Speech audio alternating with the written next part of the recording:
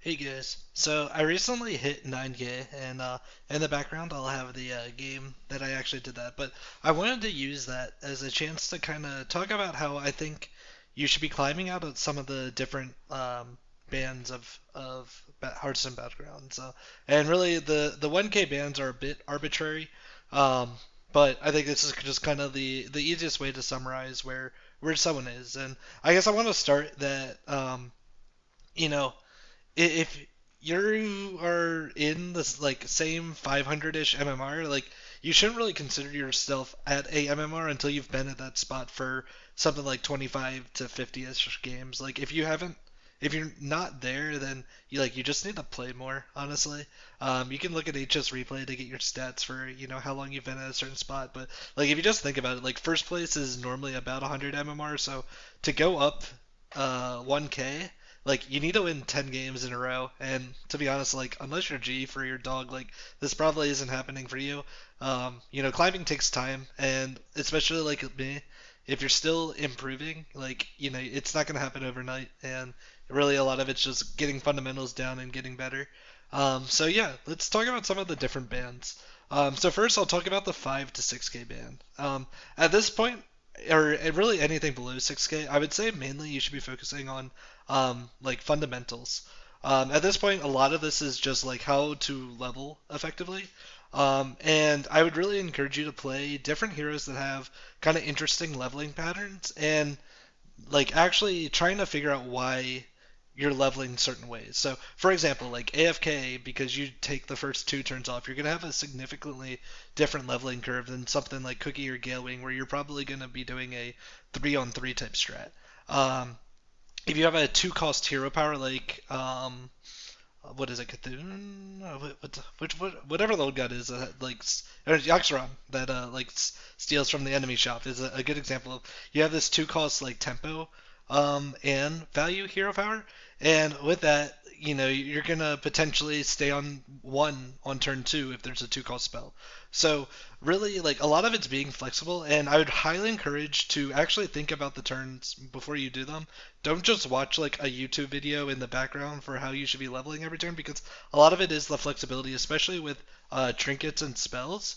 You have a lot more variance in how much gold you'll have every turn. And it's really important just to be the flexible and find the different leveling patterns and figure out why a game felt good or felt bad. I'd highly encourage you to record a game and maybe do a VOD review of yourself for where it felt like you fell behind on the curve and why leveling up on certain tiers felt better.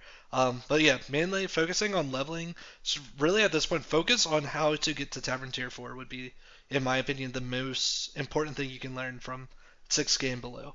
Um, on 6 to 7K, at this point, you should be focusing more on when you should be rolling and when you have a stable comp and can start leveling up. One of the hardest skills, in my opinion, is knowing when you can do a greedy level or when you should be stabilizing on Tavern Tier 4. At this point in your Battlegrounds journey, you should know when leveling is like healthy or not. I'm kind of expecting you at this point to know how to get to Tavern Tier 4. And at this point, it's really just if you can go to Tavern Tier 5, you should have the mindset of, am I healthy enough that I can take 15 at this point, or do I need to get stronger? And when I say healthy to take 15, I mean there can be kind of two mindsets. One, like you have like something like 45 health with a high armor hero, and like you can take 15 and still be healthy. The other mindset is I need to get a stronger board so that I can leveling up. And really, you should know ahead of time when going to Tavern Tier 5, if you're doing this as a greedy, I'm going to take 15 and stabilize with the better minions, or if I need to stabilize on 4. There's a lot of good units on 4, and I think one of the biggest mistakes people have is thinking that going to Tavern Tier 5 is similar to going to Tavern Tier 4, and in my opinion, they're wildly different.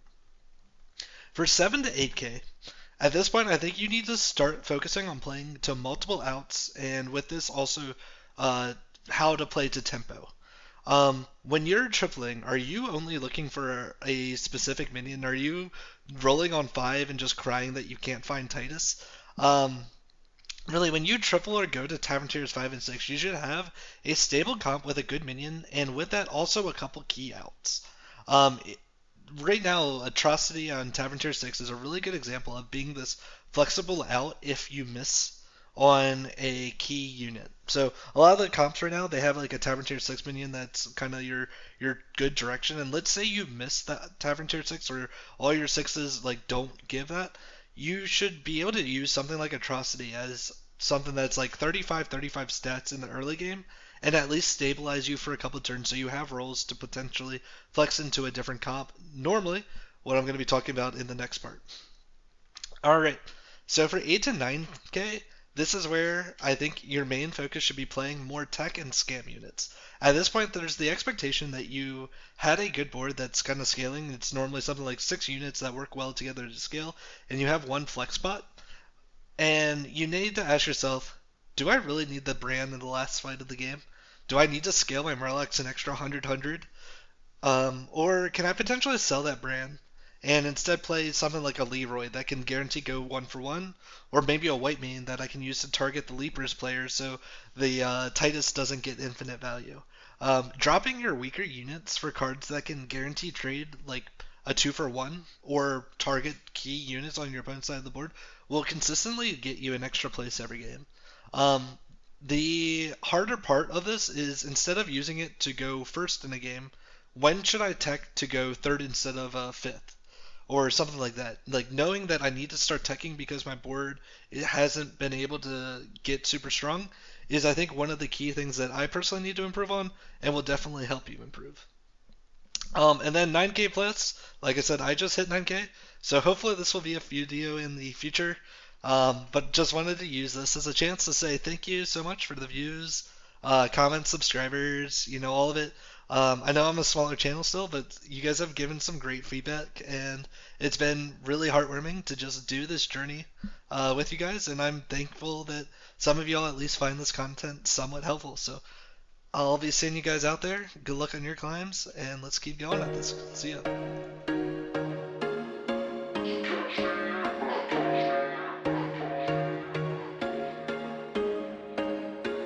There was once a day that I would pray for you. I'd go and misbehave just so you'd notice too. Sneaking looks up and down from across the room. And damn, what a hell of a view. I feel good, you look great. I like you, I can't wait. A first time, a first date.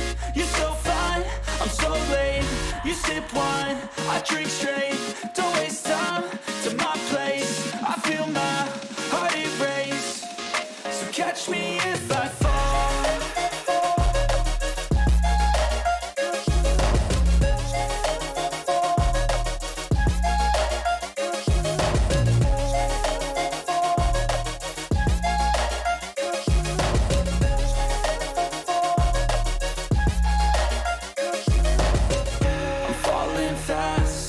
Praying that this night's gonna last. You got it all on tap. I'm loving your vibe, always have your back. We like all the same tracks. Listen all night in the sheets all black. Said I'm falling fast. Don't remember life before you, that's fact. I feel good, you look great.